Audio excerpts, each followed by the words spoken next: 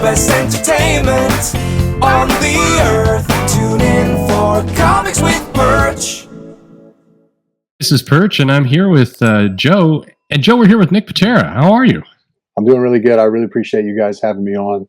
The hardest part about doing a new book is trying to self-promote. So you getting in touch and allowing me to use your audience to promote a little bit means a lot. So I really appreciate it. Thank you, guys. Hey, I mean, no problem at all. It's an honor to talk with you. You have a great career and a great story, and I think we've got a lot of good things to talk about. But so we'll start the most recent news. So you've got a new book. It's being produced by Zoop or released by Zoop. Tell us about the book. Well, I'm doing a book called Ax-Wielder Jon. I guess let me say, if anyone knows me in comic books, I've done most of my work with Jonathan Hickman, and my most popular series I did was the Manhattan Projects at Image. So if anyone knows me, we made the New York Times bestsellers list with that, and I got Eisner nominated. In the last few years, I've had a couple of little girls, become a dad, and I decided to write and draw my own stuff before I turned 40. So this is my venture into writing and drawing. It's a book called Ax-Wielder Jon. It's about this faceless barbarian. It's kind of it's a love letter to something like an adult Masters of the Universe, over the top violence, but with a little bit of heart in it, I think. And so, yeah, the book is coming out through Zoop on April 26th. It's a 148-page oversized hardcover.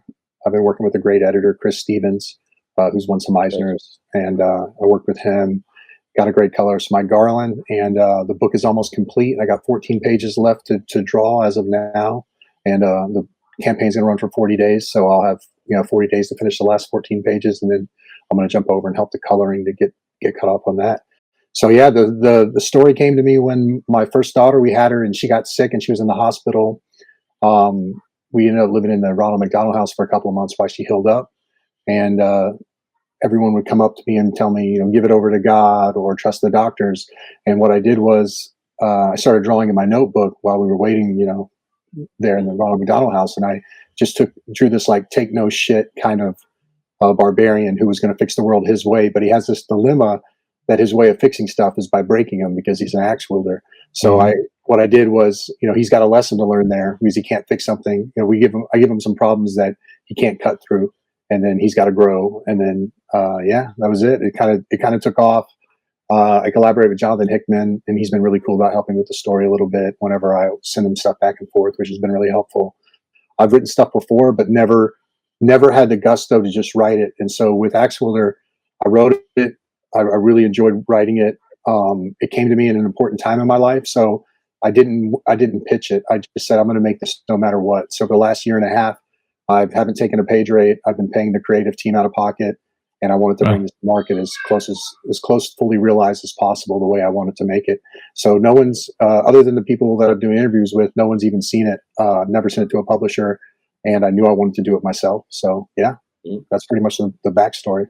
Wow. Nice. You mentioned He-Man. So were you a He-Man fan growing up, or? Oh yeah, huge He-Man fan. I loved He-Man. I call that genre muscle tech because it's like technology and masculinity combined. The story about He-Man is really cool because Mattel had that Conan license. Once they saw Conan, they're like, we can't make these toys. So Star Wars was big at the time.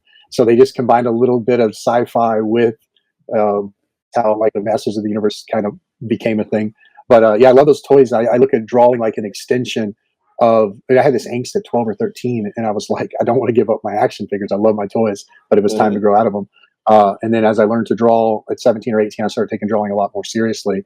I realized that I'm just moving around my action figures on a two-dimensional page. So I'm taking them from a 3D world into a 2D world, but because I have the skill to two-dimensionalize them on the paper, now it's socially acceptable. So that's kind of what I still look at drawing like playing with my action figures. So it looks incredible. I was just going to say, I'm a little surprised only because, based on your age, the New Adventures of He-Man was what was coming out when he had the ponytail and he had like the tights and he's in space. No, I'm 39, dude. I remember going to that movie, the Dolph Lundgren movie. Actually, I collect original art, and Mobius did some of the designs on it, and he designed the Dolph Lundgren design. I actually own that piece the one that they brought him in. I think he came in those movies for like a day or two and just sped draw and did, because they're all his movie designs are really loose, but he was so fast and such a genius. But I ended up getting that in the art trade, 15 years ago. So I got a Mobius original of the Dolph Lundgren design suit, which is kind of cool. Wow. So Very nice. I'm a huge fan, and I love my He-Man toys. I loved all action figures as a kid. I used to be one of those kids that would sit alone and get a bunch of covers and make a mountain and kind of tell a story and have them climb up the mountain. It was the same story all the time, but I hated playing with other kids because I didn't like the way they pose their action figures and stuff, like they're doing it wrong. And it's almost like that in the creative process when you create with other people and you don't get along with them. It's kind of like, you're doing it wrong, dude. I want to do it my way, So yeah, definitely was a huge Masters of the Universe fan for sure. It comes across in the art. I mean, there is this. So this book, this character, Ax-Wielder Jon. The promo pages we've seen, looks pretty violent. I love this shot of him. He's jumping. He's like got 50 axes on him. Yeah, the design form is way over the top, and there's this thing where he's this overly machismo character, and I had this. It was a gag to me, a sight gag, but like I don't know. There's a UFC fighter named Don Fry, and he's got a big mustache, and Tom Selleck, big mustache, and I thought it'd be really cool because he's going to get his masculinity in a sense taken down a peg, to have his mustache broken in half. So I started playing around with a scar that would run down his face, and I just took it to the extreme. And so he's basically missing his nose. It gets cauterized and melted, and it's a terrible injury. There's no booger holes. Everyone gives me crap about the no booger holes, but it literally, the bone melts and it reforges on his face in a later, whenever I show it later. So everyone relax about it. He's a mouth breather, relax. But he's still with the big mustache. I love the. I love that he left the mustache. And then with the Axe Wielder thing, it was like, how over the top Desperado was with Danny Trejo, and he was the knife thrower. And I thought, let's do that times axes. Let's cover him in 50 or it was like 55 axes when I counted them out one time and kind of laid them out into the gate. So I like that he has like an infinite amount of axes to wield, and the story it's got a sentimental side. I think there's a fun twist in the book where he isn't like, what I really like about life is, we have stereotypes of people and we prejudge. It's kind of how our mind has to categorize stuff. So I really wanted to present characters one way and then take a moment and shine a completely different light and play little tricks on the reader. So every character either has a mask on or is hiding something or can transform. And what Jon is on the outside, he is very much a barbarian. He's very much a drunk, a thief, and a killer. But there's something that is presented to him in his psychosis. He's like, everything that I did evil was just training for me to do one thing good, so I can like get to Valhalla or something, right? And so I like that in a sense, and I like that as a story idea, like a plot idea. But I had to go in and write it and design the characters and figure out what exactly that was. And so that's been the journey of creating him so far. The scene, the settings, the imagery. I mean, it has that action figure look to it. It's. I mean, your style is always incredibly distinctive, but it begs you to want a toy. This. I want that on my desk. We've actually had 2 different toy designers reach out, and they've actually made the 3D models. They look like toys in the JPEGs already, but they're not printed yet. And I made a muscle figure. So it's in the other room, but I have a muscle figure that's designed, and we're going to offer in the campaign. No, that's great. I think just the idea of this world, I love, and your colorist. Now, you've worked with him before, right? Yeah, Mike Garland, he took over on the Manhattan projects, and he's just a phenomenal colorist. He can draw really well, and you can kind of tell with his modeling. He had so much form, and we worked together on the palettes to really differentiate stuff.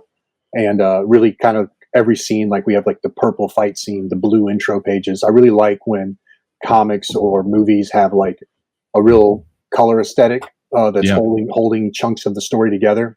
Yeah, we do a little bit of jumping around and whatnot. So the jumping around is helped when you have an identifiable color instantly. So we really worked on that, and he's fantastic. Mike's great, and then Farron Delgado, the letterer, is really incorporating in the action scene specifically. He's kind of drawing the lettering in there digitally, but he used to letter by hand, when he was younger. But now he's gotten into digital, and he's kind of incorporating the lettering in a cool way, adding the splats and stuff. And I've really enjoyed kind of trying to treat that I'd never really looked at it like lettering like an art form before, but he's really heightening the pages too. So yeah, it's been a fun process putting it together and then doing it all myself and like going out of my way, like, okay, I've got to pay you your full Marvel page rate. I got to pay you your full DC page rate. It's like, it costs a fortune, like making a book out of pocket. Like, I think, I mean, honestly, like I probably sunk, I paid for extra stuff for other volumes, but I think by the time this comes out, it'll be like, to produce a whole hardcover oversized, it's at least a little over 20,000, and that's without getting a page rate on your own. So you're slowly leaking money while not getting a page rate if you don't, if you don't go to a publisher. So it's been a big undertaking, but I love being the boss. It's like, it's super cool. So I mean, good for you. I mean, you're breaking tradition by being an indie book where you are actually paying people. Oh yeah. I mean, well, my problem is I've already worked professionally, and so the guys I want to work with, they're already used to being paid whatever they got paid when I was working with them. So it's not like I can ask them for favors, So yeah, I try to pay full rates, or sometimes, on good situations, and money's coming in better than full rates if it's possible. So. Well, the pages look really cool. I love the world. I love kind of this, and you have this narrator character that you see in a couple of pages that it looks like is going to kind of frame up the story. But you just said something kind of in the background now. You said volumes. So this is your first volume, and there's more?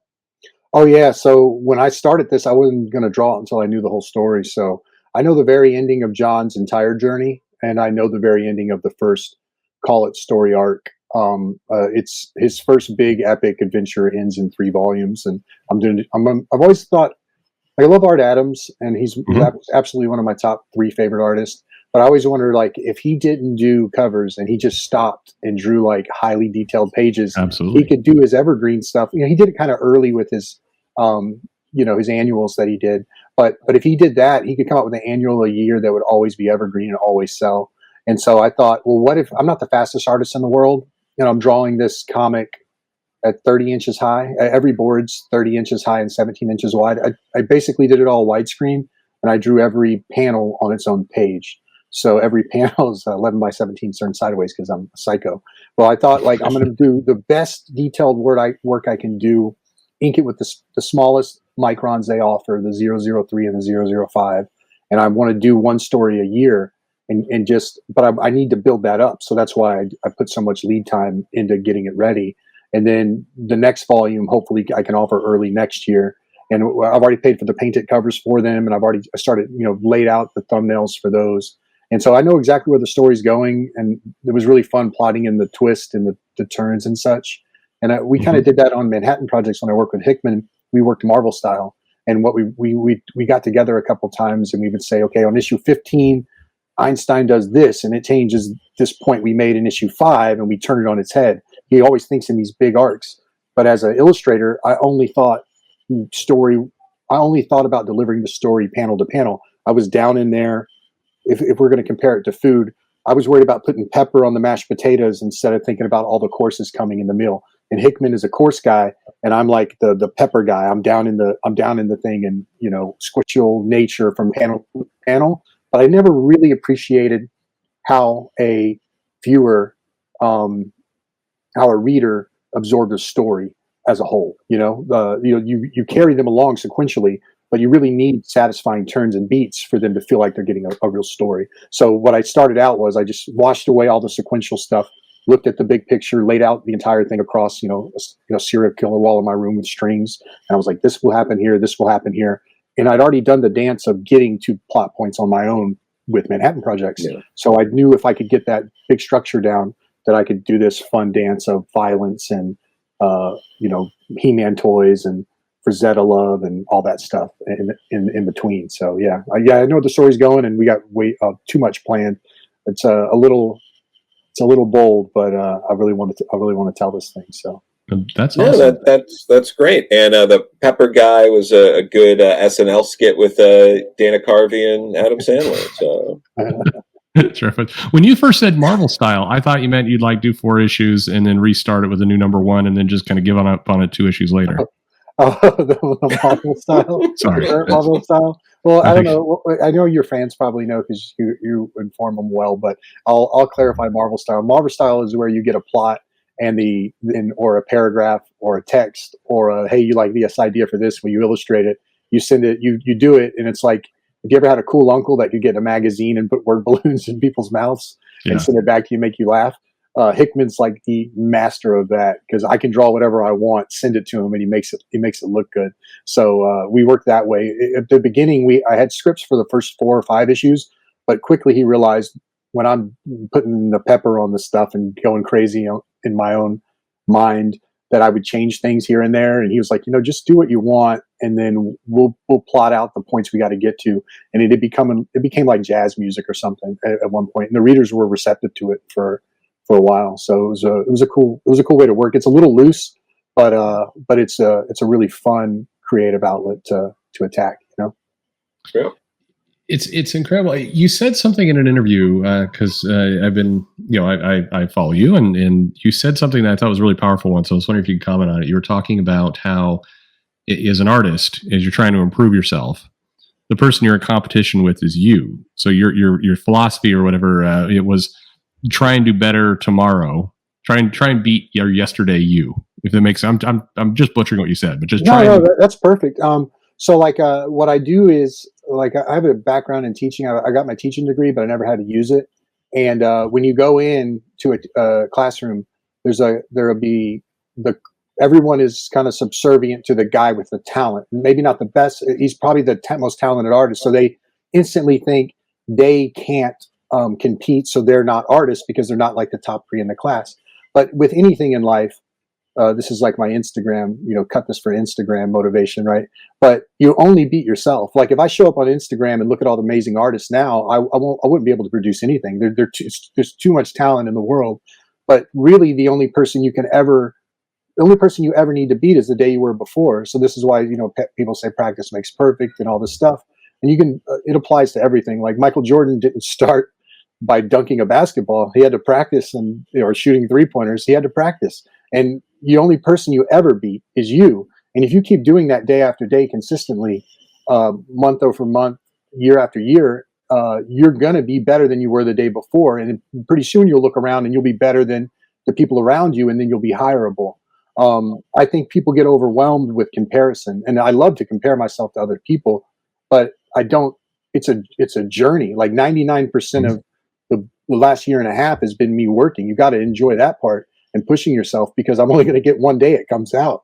I don't want to live for that one day. I want to live for beating yourself and believing in that system and that track. And so it's a really quick way to get, especially when you're dealing with younger kids, like middle school age, where you can be like, look, I can show you this one technique, drawing circles in 3 dimensions and squares, build your figure. And all of a sudden you're drawing figures out of your head. Only 1 or 2% of the class can do that. You're now the best artist in class with one lesson. And the second an adult takes interest in a child's growth, or a child at all, they just love attention, they blossom. So, and then if I say you don't have to beat him, you only got to draw this a little better tomorrow, then it's a system that's self-serving and a system that you can beat. Practice makes perfect, all that stuff a little bit decompressed and long-winded, because that's what I am, long-winded for sure. No, but I like that. It's a more positive way to look at your skill growth in your career. It takes away, because competing with other people, I mean, they're on the same track. It creates a very loose area. They say the same thing for people who are engineers learning kind of technical coding, that just try and do better than you did yesterday. So I love that philosophy applied to art as well. You're just take one step at a time, always try and do better than you were, and your competition is yourself. It's a much healthier way to look at it. Yeah, and then I had this. I have a lot of friends that want to write, and this is my mean advice that I've been given for all my friends that want to write. Remember, everybody, Alan Moore, Grant Morrison, Donnie Cates, Brian Michael Bendis, Matt Fraction, and I think every other popular writer we know of. They have one thing in common. One thing, and I've told this joke before, so I'll give you the punchline. It's that they're all failed comic book artists. So if they failed at it and you didn't fail at it, why not write your own stuff? Why not try it? All those guys are is you with a little more quit, and you guys don't want to quit. Write your own stuff. That's my advice. Because I've had the most fun creatively writing my own stuff right now. It's been a blast. I love that. Well, I'm glad I'm glad, Jay. We should dive into the Manhattan Projects a little bit. I mean, but your influences. So you talked before about the kind of the artists. You know, you did work to improve your own skills, but there's some clear art influences in your work. Any kind of big name artists? Oh, there's three big ones. It's the earliest for me was Frank Quietly, famous Scottish artist. But he's so far ahead of everyone else that's doing what he's doing that he's almost unachievable. So then you get into guys that are like more, you know, I call them, they're on the Mobius tree of artists. So you got Quietly Vin, who's really pushing, you know, trying to catch Mobius. I think that's what he's doing. He's always getting better. He's always designing stuff cool ways. Mobius was more ethereal, and I think Quietly is more, I don't know, he's so good at everything. It's hard for me to talk about him because my aptitude isn't even that high to talk about it. But then you get guys that are more mechanical Mobius guys like Seth Fisher. And Seth Fisher was this more blocky kind of charming. He's got a little more of his own voice in there, but it's like you could tell he's got probably a fun personality based on his art, which I thought was cool. But it was more like you said, you're an engineer. It was more like engineering. It was like Quietly meets Legos or something, you know, a little blockier. And I could understand that really well. And I drew with perspective. A lot of times I would establish the perspective and put my action figures in the perspective.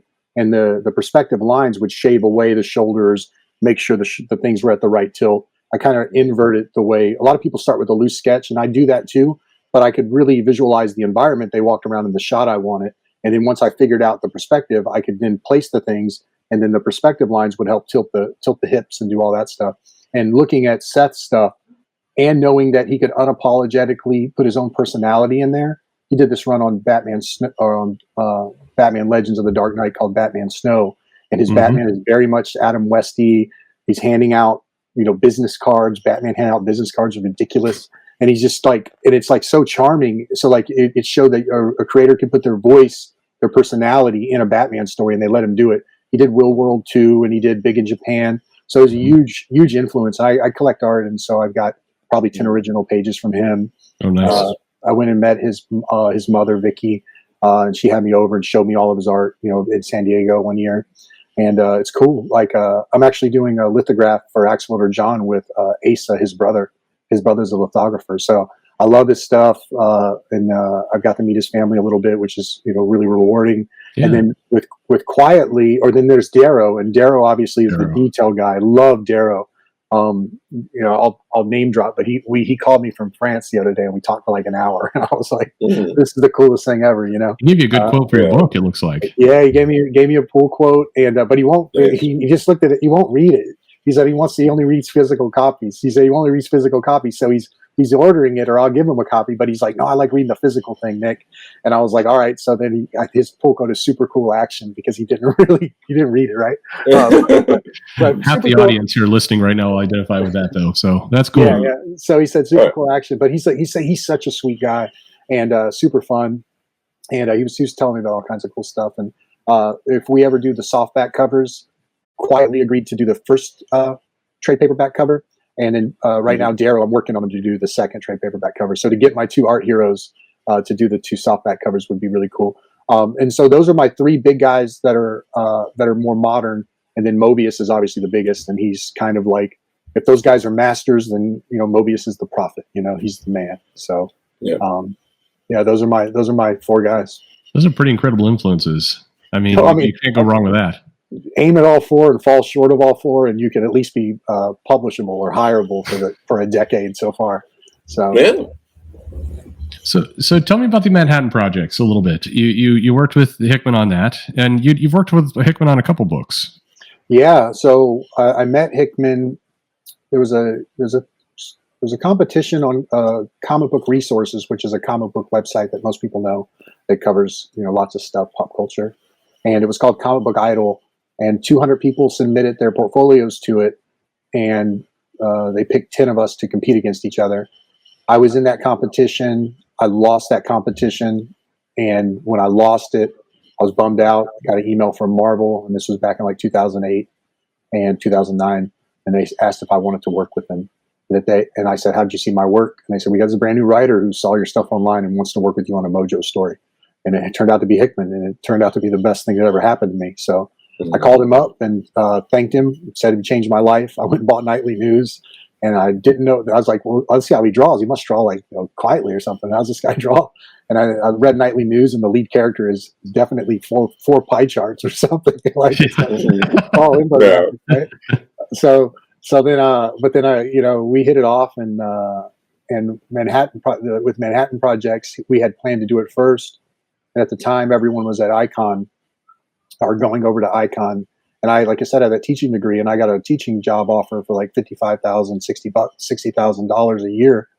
And I was like, Hickman's like, all right, we'll work you'll get to work at Marvel though. It'll be cool to delay that. I said, all right. And then we ended up going to Icon with it, and they wanted it, but they wanted a percent. And Hickman was like, oh man, I don't like giving a percent, man. That doesn't sound right to me. And I was like, well, you did say I was working at Marvel. I'm a little bummed out now. He's like, all right, let's do this. Let's do a thing with time traveling fighter pilots, and when they get shot down, their F-16s devolve into biplanes. I said, that sounds crazy. Let's do it, and we'll do it in Image to see how it does. Image gave us the cover of previews. We broke 20,000 in sales. Wow. And Hickman was the guy that kind of started the shift back over to Image. It was before Saga, before Manhattan Projects, the little golden age. Like Hickman deciding to go over he's very much a thought leader when it comes to comics and stuff, and is a businessman. And so we did that. It did well. So then we're like, all right, then we'll do Manhattan Projects. And John talked to Kirkman. Manhattan Projects was going to be like a bunch of limited series. He's like, no, let's like restructure it as an ongoing. And because Walking Dead was just building trade after trade after trade. So we did it ongoing for a while. I think we got 5 volumes out. Yeah. And then we went to the limited series, and we've done one limited series since, but not a lot of steam with it anymore. Eventually we'll go back to it. There's been some media interest in it throughout the years. One I can talk about, but really big fans of the book was Matt Parker and Trey Stone. They were like one of them was a comic book fan. So Hickman had like 2 big meetings with them. This was years ago, so I can talk about it. But we never like announced it or said anything like that. It ended up not coming to fruition. Currently, there's media people interested in it, and the plan will be if anything really takes off with that, we'll go back to it whenever the book has a little more steam. So yeah, that's the book. And in Manhattan Projects, if people don't know it, the Manhattan Project was about the scientist who made the atomic bomb, Oppenheimer, Feynman, the Galleon, just a bunch of guys. I'm murdering these names. But basically, all these guys with the Manhattan Project and Operation Paperclip, the government went around and tried to steal the best minds to bring them over. And they had them working on the atomic bomb. And it was such a secret project, not even the vice president knew about it. So when FDR killed over, it was all news to Truman, kind of. Like he had, that's real. So then we said, Hickman's idea was, well, if we built a bomb that could blow up the world, what else did we do? And then therefore we have the Manhattan Projects. So you've got Einstein drinking alcohol, and Oppenheimer with, jumping dimensions and have multiple personality disorder.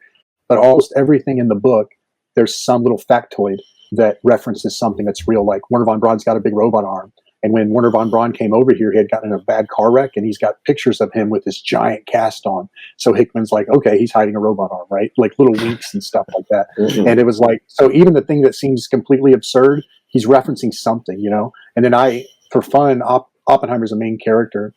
And in issue 1, he's got Oppenheimer like riding out on the desert on a horse. And it's only a panel or 2. And I didn't get it. I'm like, why am I drawing this? What did I have to do with anything? I read Oppenheimer's biography, and it was something he did as a kid. So like he does this deep research, and then he comes back and he weaves it into the story. So it's a very much alt history and insane. It's definitely the thing I'm most known for. It's the thing I'm most proud of. So yeah, that's the book, and that's kind of how it got rolling. It's a great book. I mean, it's really enjoyable. I think you described it really well. It's filled with surprises. I'm surprised. So Hickman does research. I wouldn't have guessed that about him. Dude, he's such a nerd when it comes to stuff. I would love to see the amount of PowerPoints he has somewhere on his laptop at some point. I think he looks at the world that way. There's this it's like a side note, but he was a collegiate soccer player, and he was like all-American type guy, right? And this goes back to like him thinking about plot and overarching the whole versus me being in the point, in the panels. If you think about, you've got to read the field, you got to think about, getting the ball all over the field. And so your mind's got to look at the whole thing. Me, for fun, I'm in these arm wrestling clubs. And when you're arm wrestling, you're like, the whole attention on everything is on two guys' arms. You're in the moment. It's very like there. And me and him work that way, and it transfers on the page. And I thought that was fascinating when I started really thinking about systems and how systems work, because systems have a brain and an arm, right? That's kind of how it works. And he's very much the brain and arm. And so with Axe Wielder, I had to think, okay, I got to look at the brain of this thing and how it actually works. Yeah. Was it, and we kind of talked about it earlier, but tough transition, having to get yourself into that headspace? It's a weird situation. It's like, I can't almost describe how it works. It's like, have you ever read Stephen King's On Writing? Yes. Yeah, absolutely. He has this fascinating thing where he says it's like you're excavating something that's perfect in the imagination scape. Like Alan Moore talks about the imagination scape having 50% value, the material world having 50% value, and you're reaching up and grabbing that stuff, and then you excavate it with craft. Your skill set gets it down here, and very few things come out perfect, but they can come out good, you know? And so we use our craft and our ability to draw and our ability to pull these things out. So I get these flashes of ideas. I say it's like turning a cloud into a book, and all the processes in between are editor, artist, writing, and I'll get scenes. And then I think about, is the scene like a darling that I have to kill, or can I work that scene into the tapestry of the whole book that I have planned? And I can't really describe a mechanical way of what my imagination is doing. You know, like where do your ideas come from? That's a very hard thing to say. But the process, when Stephen King explained it in On Writing, sounds correct to me. It sounds like there is an ideascape that we are reaching up into. He calls it like excavating dinosaur bones or something, right? Yeah. And you're pulling it out and you're trying to get archaeology. Yeah, archaeology. Better. Thank you for getting the word for me, because I was speaking around it. But yeah, so it's archaeology. So and so like maybe this bone is actually a bone to something else, you know? Maybe this is just a rock. Maybe this is that. And so the story comes, and then you've got to self-edit and place it together. And I'm very aware of how the reader's absorbing the initial thing. Like I look at the violence in Axe Wielder like a mask. Like, what can I hide with this violence? And I know people think I'm the silly guy that works with Hickman because Manhattan Project is one of his more books with humor in it, and I'm a little over the top and ridiculous sometimes. So like, I know people expect that. So can I subvert expectations by showing you a lot of blood, you only thinking it's a drum beat, but then can I put some femininity in it or a softness in it that adds a melody that then it becomes a real piece of music instead of just, you know, headbanger music, right? So if that makes sense. It definitely does, yeah. Yeah, you know, you're talking a lot about different things, you know, like stories you sort of, you know, crafted from beginning to end, or you started and you're still working on.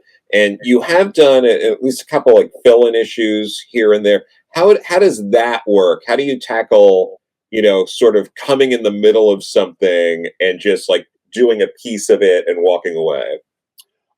Almost a waste, because you spend so much time thinking about how to delineate it in your own visual language, right? And then you were just in and out, right? Almost commissions are terrible for that, because I'll do a great design on like something I really like, and I'm like, well, there's one off that I'll never use again. But I like those because like I did Flex Mentallo with Gerard Way and Jeremy Lambert, and it was a cool thing where you got to like look at other people's stuff and like not have to create it from whole cloth, and that was really fun. Yeah. It's almost like a good break to do that. I did co-write a story for Ninja Turtles, just one issue, just because I wanted to play with my action figures again there. And I said, if there's anything with Mikey, let me do a Mikey thing. And they let me pitch a story idea, but that was really tough because we had this idea for, I think it was Teenage Mutant Ninja Turtles Universe #6. And I did it with a guy named John Lees. And I read John Lee's script and I really liked him. And I was like, all right, I'm going to make sure you get work at IDW. And like, so I said, if I'm going to do this, I'll come up with a loose script idea, and you do all the dialogue and you break it all down. And I said, the only way I'm going to work is if you let John Lees come aboard. So, because I really want to work with him. He's a Scottish guy, and I think he's really talented. So I've got him on board, and that was fun. And it was a little difficult, you know, working with another writer, right? Like, and then, you know, going back and forth. That was a little change. That was a change. I'd never done that before. And then the worst part was when you turn it in and you're like really happy with it, and then you get like notes that are interesting, you know, they're like I'll tell you what happened. I mean, it's fine, I don't really care, but it's like we have a cop who's whose brother-in-law's been, murdered. She doesn't know it yet, but she's been murdered. But he's like a janitor, and no one really cares about him. He's a sanitation worker, and but no one's looking for him because the police budget's tight or something. So she starts going into the sewers and looking for him. But Mikey sees her and he starts following her. She's being incredibly brave, but the big bad is like killing people in the city. Well, she gets like one-upped, right? Like by the big bad, and so Mikey has to save her. But then like the notes were like, we can't have her be a damsel in distress, and I'm like, she's a hero. She's going down there to look for her body, So then like you got to go and retinker it and like change it again, and that's not even on IDW. That's on the Ninja Turtles licensing, Like so you got to go through so many people that what you had down is just kind of like chopped at its legs and chopped away. And so like it gave me a different insight into working with bigger companies on their properties that they want to protect, So I guess that makes sense. I mean, if there's one thing about Ninja Turtles, it's never had a damsel in distress character at any point during its history. So yeah, and it was an easy solution. And to be fair, I mean, I know what you're saying. But to be fair, they like the solution was good. We had her like get her gun back and shoot like a helium tank that blew up unrealistically, and then she had like a little more agency. So we retooled it, but it was like little things like that, little notes like that. They can really you're almost trying to fit into a puzzle piece that the picture you had now has to fit their picture, and so now you're cutting stuff off. If you're the archaeologist that you had this vision. Now you're cutting stuff off of the piece because someone's like, no, I don't like Tyrannosaurus Rex's jaw. Take it off, Like, oh, it had a jaw, it had this other thing, And so like having another person's people, but that is what when you're working for corporate companies and like Ax-Wielder Jon, I'm going to be protective of it. If I give it to somebody else and they do something completely wrong, I'm going to be like, no, rewrite it, So I get it, this is their cash cow, So. You have to be real professional when it comes to that stuff and just treat it like the business that it is and not be like so attached to your art. So we worked it out and we came up with a pretty good solution, but it wasn't a hurdle I was expecting, when I entered the game. And John Leese is writing Crimson Cage over at AWA, and that's one of my favorite sort of indie books that's been coming out right now. That's great. So. Is he doing like the clown stuff right now, like the violent clown stuff, or no? Is that something different? Like I haven't. This is the one that's it's Macbeth, but done as regional wrestling in the 80s. Yeah. Oh, that's cool. That's cool. And it's incredible. Yeah. It's a very fun book. No, there's a lot of books in the corners people don't see enough of, and I'm guilty of this myself. We spend a lot of time talking about whatever Spider-Man's doing or that he's got a new costume, which looks terrible. And we ignore some of this really great stuff. Joe loves that mask, right?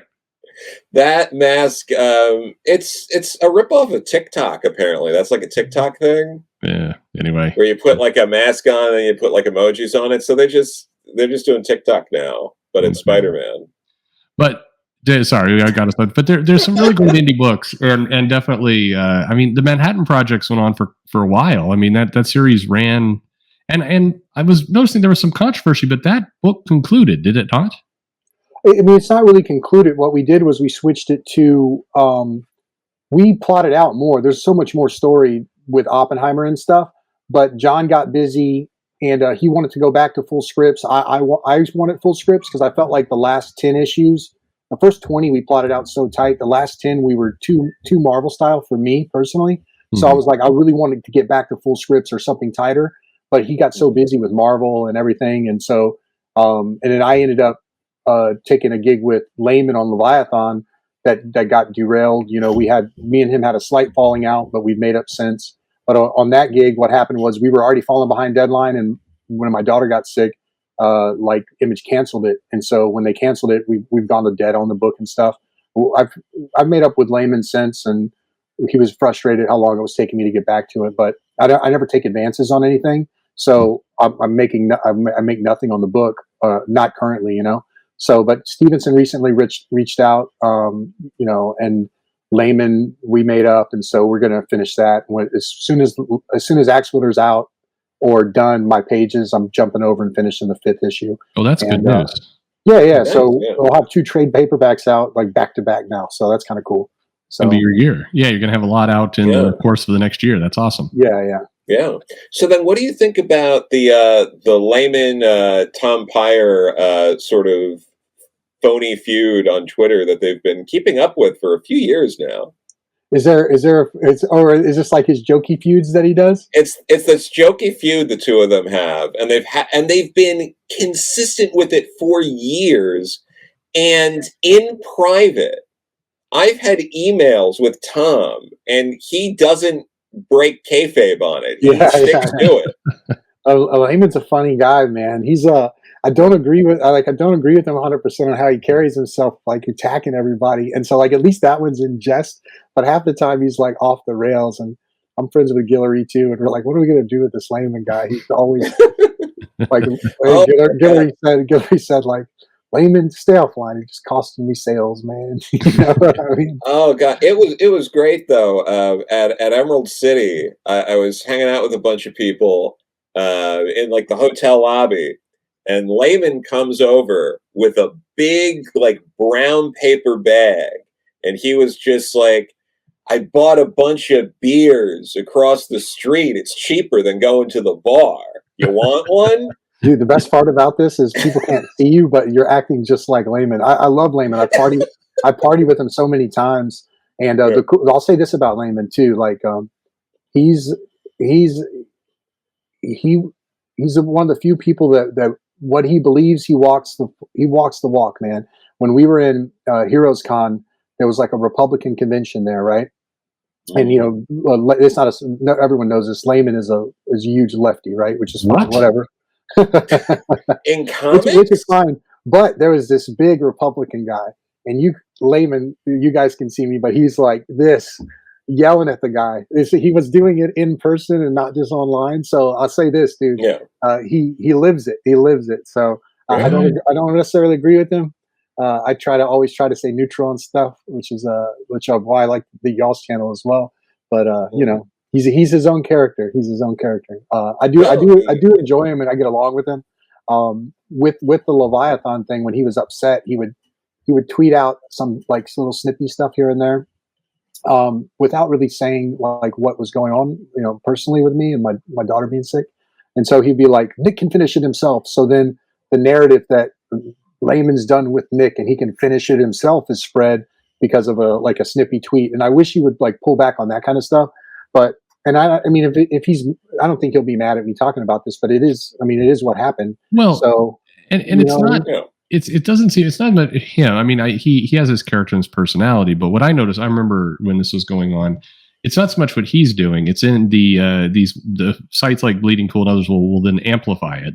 And they put a megaphone on this feud, and they make it like really appear like some really intense stuff's going down. When in reality, in a lot of cases, people are bored or whatever. It's not necessarily excusing the behavior, but it's like, it takes a different tone when suddenly a news site is now hammering on it like there's some major thing going on. So and it's not, and there's so much love between me and him. Like I've always liked him, and we get along so well. And like if he's frustrated, I get it. But and I worked with Hickman for 10 years. We have our frustrations, you know. But what I will present to the outside is, and it's true, he's done it. He's a reason why I have a career. I'm forever thankful. And if there's anything that like anything, we work it out like adults, you know. And so like a few times, and so like when Layman had those tweets about Leviathan, and then when people announced Ax-Wielder Jon, people were like, you know, he screwed over Layman on Leviathan and all this stuff. And it was like, oh God, you know. And I know the only source for that was that tweet when Layman was frustrated with me, which is fair. And if he wants to do that, that's fine. But then like how I always handle it personally, I'm like, Layman, it's all good, dude. I'm going to get back to it. It's going to be fine. And then all of a sudden he's like, okay, I'm going to write the 5th issue. And now it's settled. Well, we didn't have to go through that little song and dance, you know, to get to it. You could have just messaged me or whatever, you know? Sure. Well, but the important thing is for other people to feel like they're on the right side of history. You can't do those things. Hey, I'm not saying this as a perfect guy either, you know. I'm not no. perfect, you know what I mean? But it's just how I try to maintain myself, you know, when I can. No, absolutely. How much you're promoting your own book, and we're going through this, and people need to check out the campaign as it's live. But I'm curious, Twitter in general, Do you think it's net positive or helpful for any of this stuff? Oh, I mean, I'll be candid with you about all this stuff. I despise social media. It's a necessary evil if you're going to put a book out. I don't think I love the interaction with fans, but I don't like it. I don't like it for creatives for the simple sense that I do think people will misconstrue stuff. I do think 148 characters is limited to get a true thought across. I do think that people will be sycophants to things that they don't know the whole thing about, for career gain. I think that's all a game. And I'm friends with so many pros that don't say any different, but then I'm friends with pros that agree with a lot of stuff that online they represent the complete opposite. And it's like, why are we all playing this game all the time? And what is this game the end result of? And if you look at it, it's the me culture. Like we're the star of our own, social media channels. But it's, in a sense, it's like over socialization. Like if we're all sitting around and just talking, then pretty soon we're going to be nitpicking, and pretty soon we're going to be doing this. It's like we're not doing anything. And so, but also like with my promotion for my book, I love the fans. I love showing off my art. I want people to be interacting. I do think it's the future. I think like your YouTube channel and all these guys growing a YouTube channel, they're growing their own promotion, So when you guys do your own books, you guys have a base, and a dedicated fan base.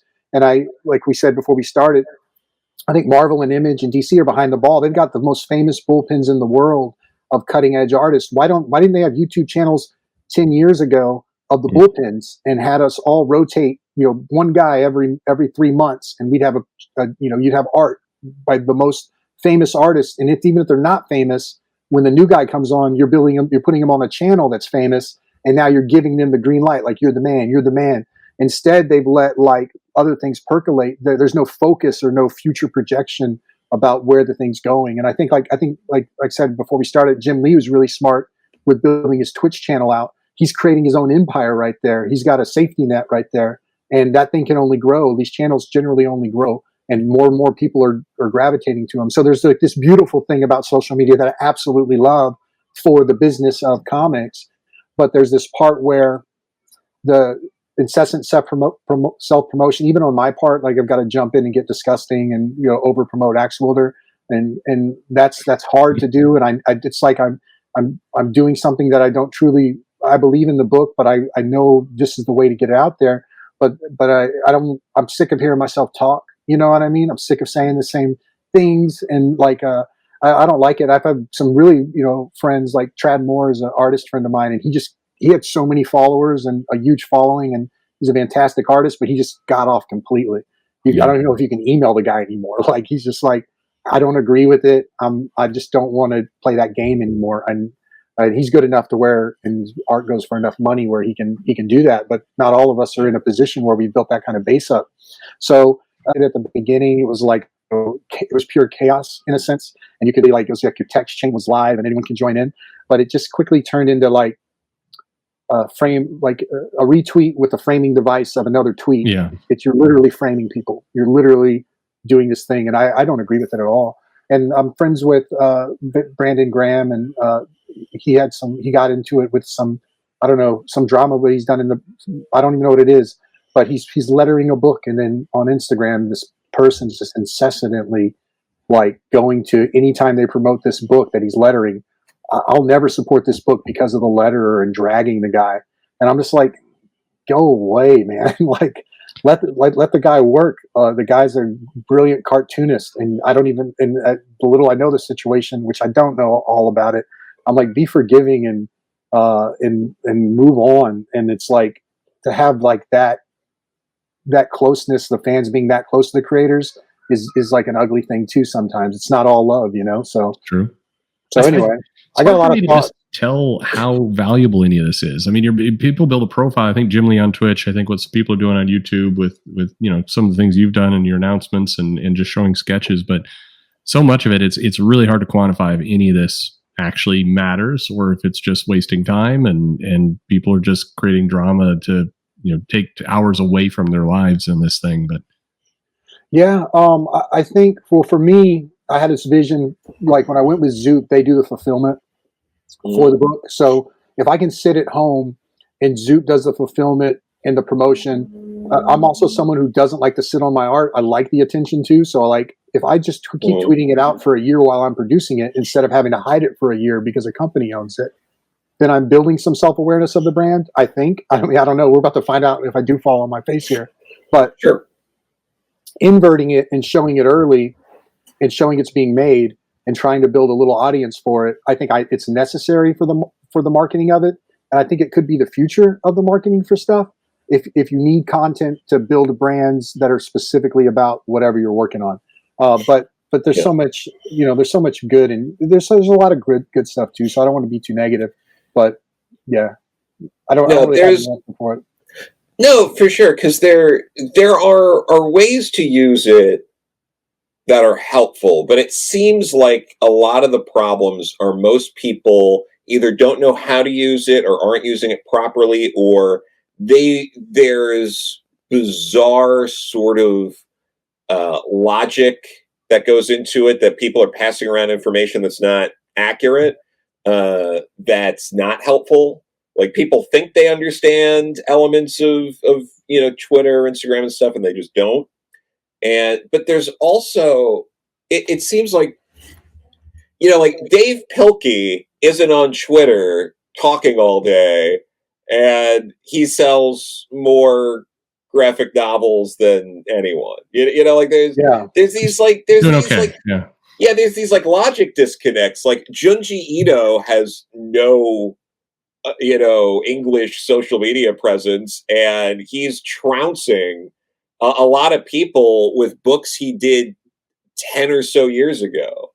Like, it's interesting, but yeah, there are people who are building up a following through Twitch and these other things like YouTube, and we're not seeing all the revenue necessarily because they're making money through commissions, they're making money through other things that they're offering people that's not going to be reflected in like book scan numbers and stuff like that. So I think, like you were saying, I think we're still years away from people actually figuring out what works and what doesn't.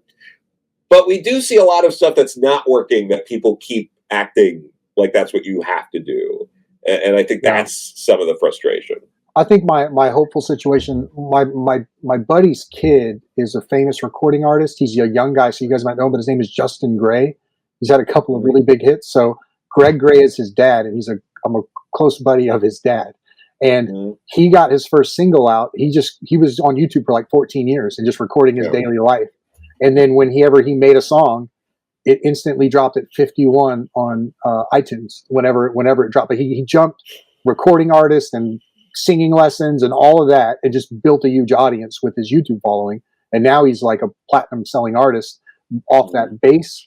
Cultivate like the cartoonist kayfabe guys, for instance. They are building their own brand and putting themselves over in a way where no matter what they do, they can be successful. And if it only takes 3 years of content, everyone should start, me, myself included, start really thinking about doing consistent stuff on YouTube, because you might break the chains of all of the publishing industry in 5 years, instead of struggling and begging until you're, if you're 70 years old or 60 years old, and you won't ever phase out in a sense. You might phase out because your fans might tire of you, but you're building your own audience. And a lot of people are getting hired based on their audience too, based on their Instagram followers and whatnot, because everyone's trying to tap into those markets. Now, are those people buying?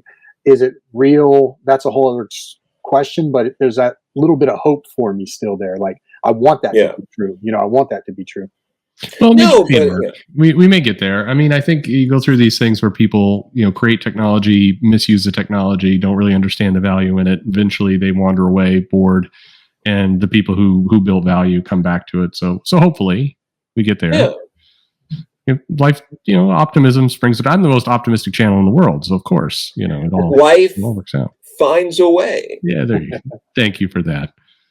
I think you're the most level channel of all the ones I listen to. I listen to a lot of stuff, and I just think it's very fair. But I think, both ways with it. The truth stings. Like if you give hard facts, and even you don't even get like you're one of the more monotone speakers. So it's like it's very like you're listening to a dad tell you, This is how it is, a calm father just telling you the facts of life. And you know what? I didn't like my dad all the time growing up. So I get it.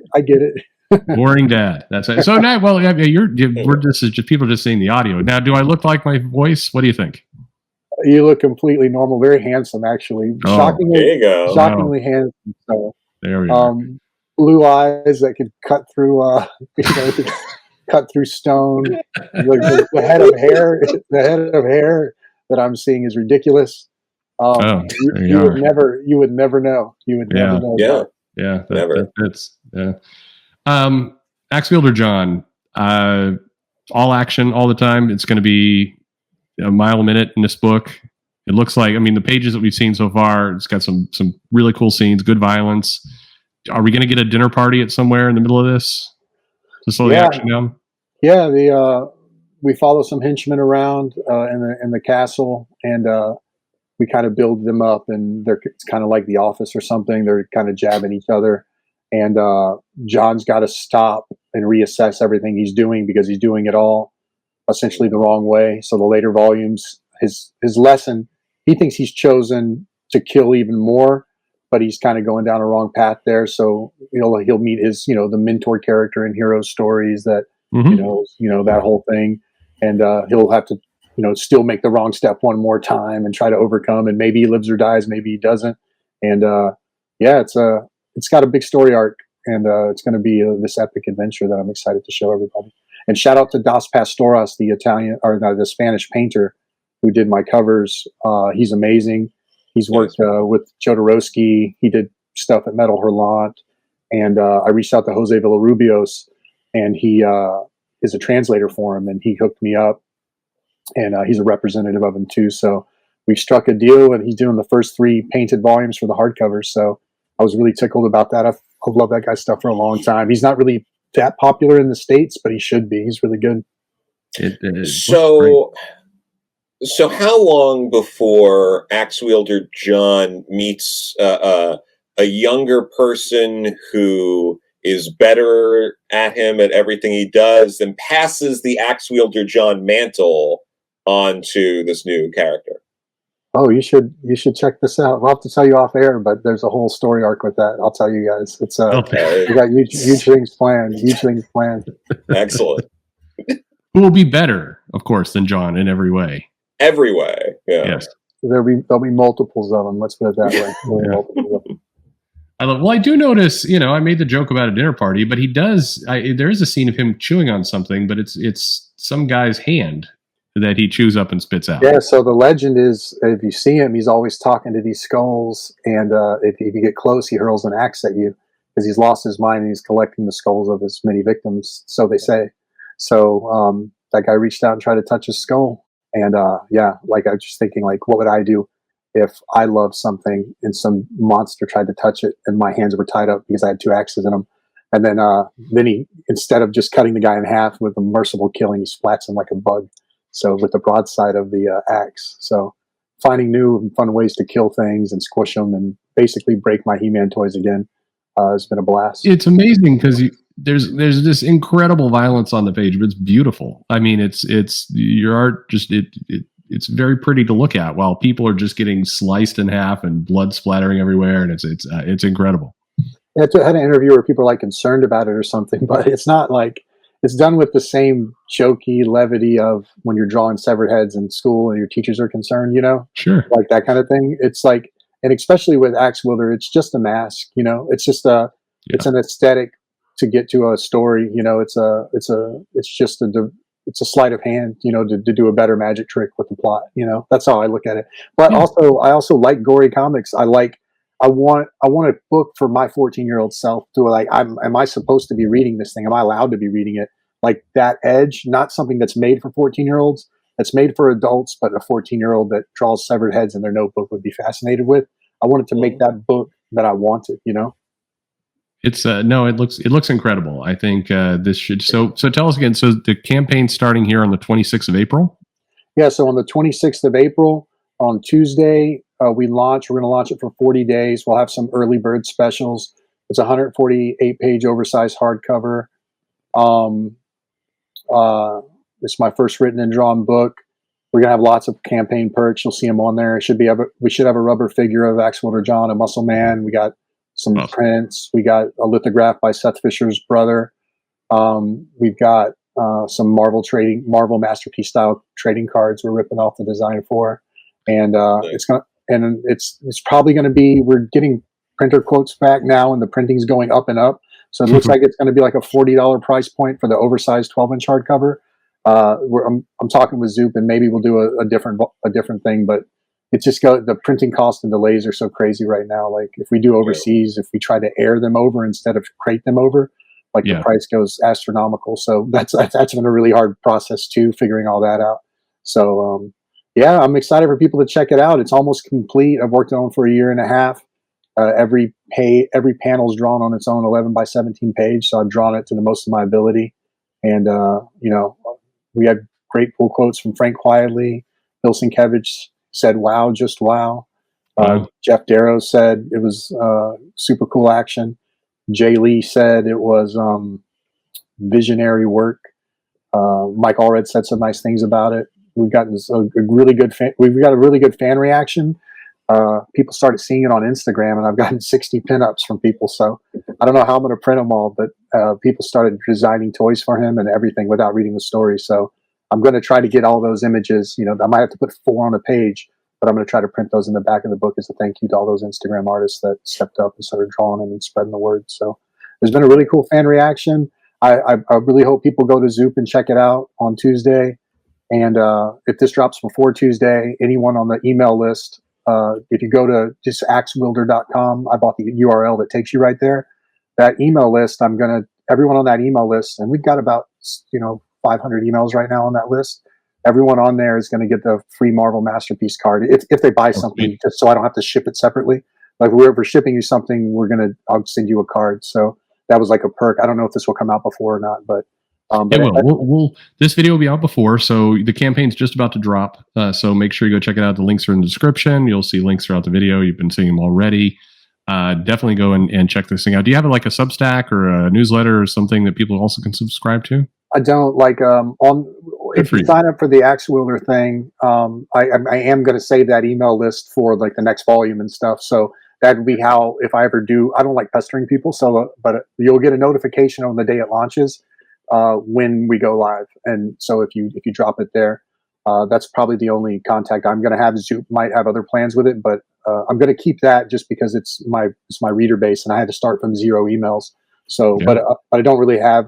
I have an extra Twitter account for Ax-Wielder Jon on Instagram. It's all the stuff that people have been doing, the pinups and stuff. People can find me. I try to promote it. At least if you're interested in it, then you get to check stuff out. But yeah, I'm trying to promote it as much as possible. Well, definitely, go check that stuff out. And then maybe what I'd love to do is right before the campaign, like a week before the campaign closes, have you on again. We could maybe do one of the live streams on Friday. You and another writer artist get Pat back or Jeff, and that'd be great if you'd have time. Dude, that would be amazing. I'm going to try to do one when it launches with another channel. And he's like a shop owner, but I don't have any connections to like the YouTube community. I watch you guys' stuff, but I never really interact. So which shop owner? Robbie Billups? Robbie. Yeah, Robbie. Rockin' Robbie Billups. Rockin' Robbie. Yeah, Rockin' Robbie. Yeah. So he covered Axe Wielder for me, and then he was like, he liked it, which was cool. And then he was like, Nick, you want to? I think 2 days into the campaign, he's like, "Come on, and we'll do a live." And I'm like, "I've never done a live. I don't even know how to do it." Yeah, so that's easy. I'm like, so I was like, "Oh, dude, I would love that." So I'm learning all this technology now, as you can tell, because my mic was a little iffy when we started. So so Rockin' Robbie's going to have me on, and that means a lot. So Perch, if you'll have me back when we're getting close to the end, dude, I would love that, man. It would mean a lot. So absolutely. Honestly, I can't thank you enough. Like this, is the hardest part is self promotion, and both you guys being genuine and knowing a little bit about my work has made it an easy conversation to have. So hopefully I bored your listeners to tears. No, there's a lot of people consistently when we talk about indie books, people like Manhattan Projects comes up all the time. And I know a lot of people listening know your stuff. Looking forward to a lot of people seeing it. Make sure you go check out the campaign. And I'll leave this because a lot of people, they get worried, when are we going to get the book? But you said it earlier. This book, for all intents and purposes, is done. You've got a few pages left, but you're well to the last mile of this thing. Yeah, the main story, we got a little side stories, but the main story is over 100 pages. I got 14 pages left. And it's only Awesome. because we added 10 pages because I wasn't happy with some of the story beats. So we would have been done, but the campaign runs for 40 days with my deadlines. I should be done when the campaign ends. So it's a 148 page oversized hardcover. The line art's going to be done by the end.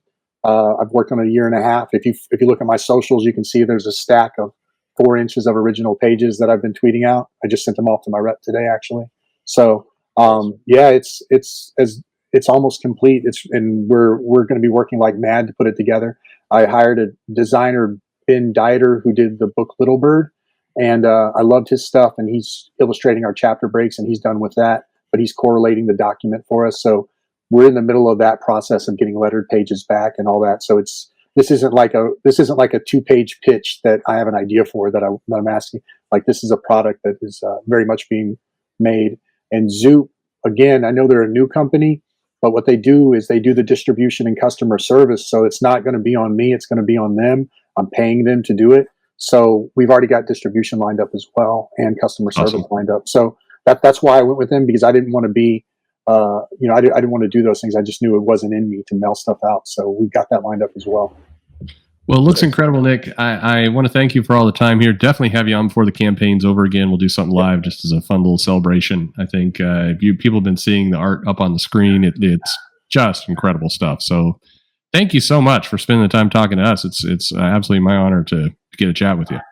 Yes, I appreciate it, guys. And hey, the conversation before this started was even better. It always is. Suck it, viewers. No. Yeah. Thanks anyone who supports it. Thanks everyone for listening, and thank you guys sincerely for having me on. I appreciate it. Absolutely. Thank you, Nick. Mm-hmm.